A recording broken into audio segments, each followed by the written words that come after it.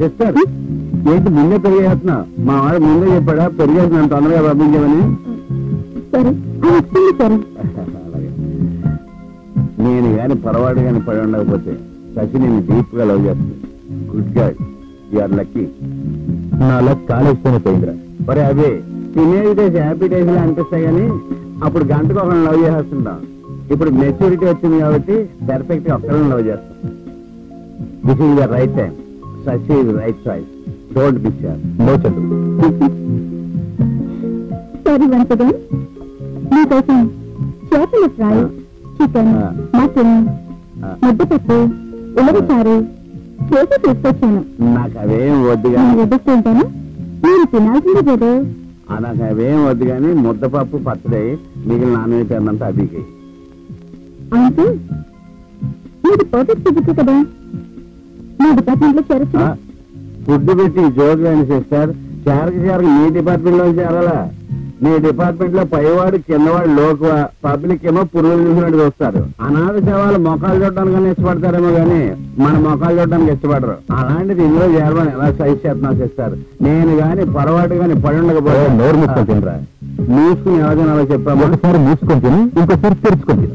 అలా చాలా టైం పట్టేది. చాలు చాలు చాలు.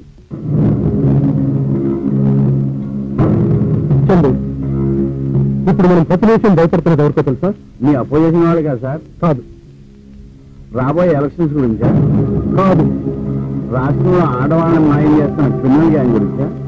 నువ్వు చెప్పిన ఏది కాదు. మరి పత్రికా విలేకరుల గురించి, టీవీ ఛానళ్ల గురించి, ఎవడు ఎక్కడ ఏ మూలలో ఏ కెమెరా పెడతానని భయం వస్తుంది.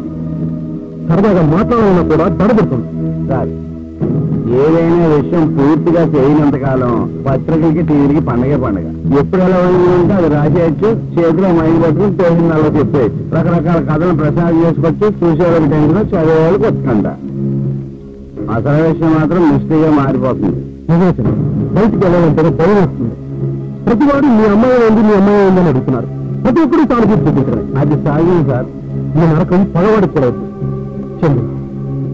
చనిపోయింటే 2 రోజులు ఏడుస్తుంది. కర్మకాలం జరిపించి మర్చిపోయేవాళ్ళు. కానీ కర్మకుండా పోయింది. ఏమైందో తెలియదు. ఈ బాధను మాత్రం భరించలేకుండా ఉన్నాం. సార్, బాధపడకండి. ఏ నేరస్తుడు ఎక్కువ రోజులు తప్పించుకోలేడు. ఎక్కడో చోట ఏదో చిన్న తప్పు చేస్తాడు, మనం దొరికిపోతాడు. వాడు ఎవడో కానీ దొరికేదాకా మనకు టెన్షన్ కదా. దొరుకుతాడు, దొరికి తీరుతాడు. సార్, 2 రోజులు నేను ఢిల్లీ వెళ్ళొస్తాను. ఢిల్లీకా? ఎందుకు? నేరస్తుడు ఢిల్లీలో ఉన్నాడా? ఉండొచ్చు, ఉండకపోవచ్చు. వెళ్ళొచ్చాక చెప్తాను సార్.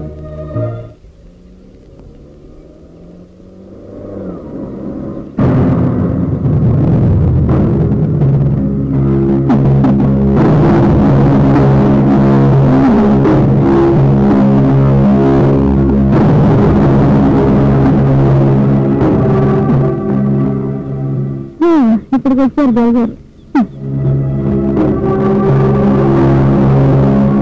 ఏంటి విషయం? పెళ్లి చూపులా? చెప్పి ఏంటి సైలెంట్ గా ఉన్నావు? పెళ్లి చూపులు అనగానే సిగ్గేస్తుందా? నేను డ్యూటీలో ఉన్నాను. అలాగా? I'm sorry. ఏదో సరదాగా అన్నాను, పట్టించుకోవద్దు. విషయం ఏంటో చెప్పు. నేను కమిషనర్ గారు. ఏమైంది? హార్ట్ అటాకా? లేదు సార్, ల్యాప్టాప్ అనుకుంటా. ఇక్కడ ఎవరు ఓ ఆవిడతో కలిసి సివిల్ డ్రెస్ లో కారెక్కారు. ఎవరావిడ? ఇంతకుముందు ఎప్పుడైనా చూసావా? లేదు సార్, మనిషిని చూస్తుంటే అంత పద్ధతిగా కనిపించడం లేదు. Something is wrong.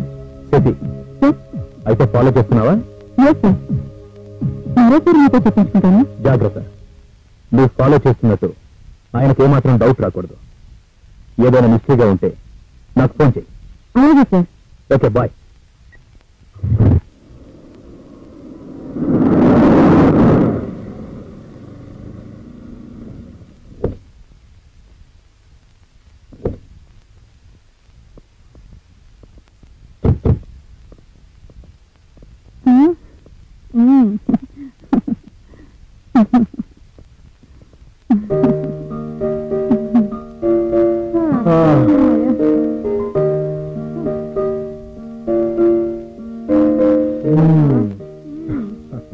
రత్నమాల, ఇలా ఎప్పుడో ఒకసారి గెస్ట్ హౌస్ కి దొంగలా రావడం ఏం బాగలేదు.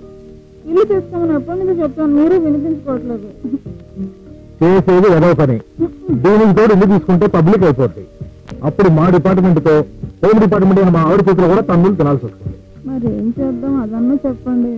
ఏం చేద్దామంటే వీలైనప్పుడల్లా ఇలా చిన్నప్పుడుతో సరిపెట్టుకుందాం. అబ్బా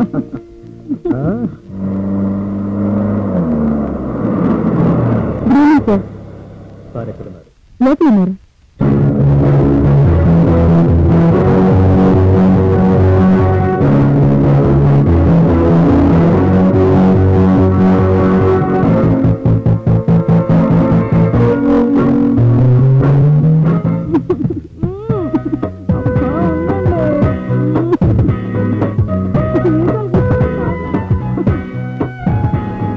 శంకర్ దాదాని రిమాండ్కి పంపినప్పటి నుంచి నగరం కొంతవరకు ప్రశాంతంగా ఉంది. కానీ ఇది తుఫాను ముందు ప్రశాంతత అని మనం అనుకోవాలి. Okay, leave it. ఇప్పుడు మనం సమావేశమైన విషయం మాట్లాడుకుందాం.